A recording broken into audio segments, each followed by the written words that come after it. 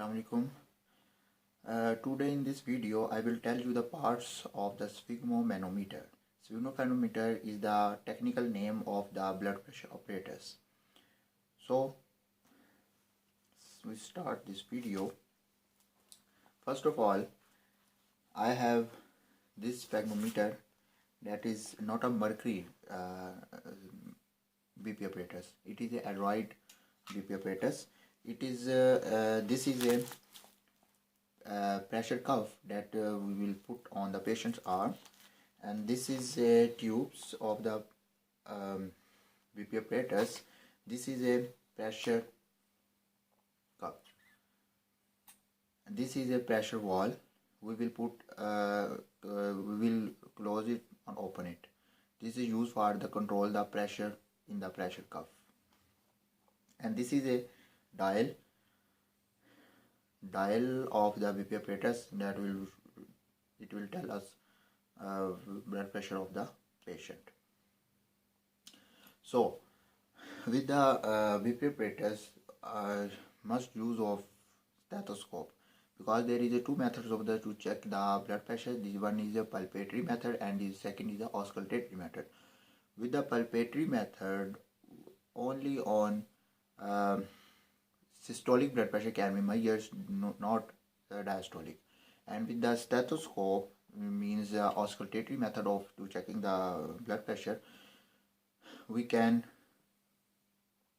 check the systolic as well as the diastolic blood pressure.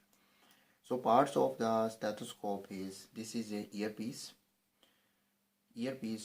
of the stethoscope, and I tell you the method how to use it. There is a curve. Hope so you can see it. This is a curve in the earring. This curve must be towards the patient. It must be towards the patient, and then put it in the ear. Do not put like this.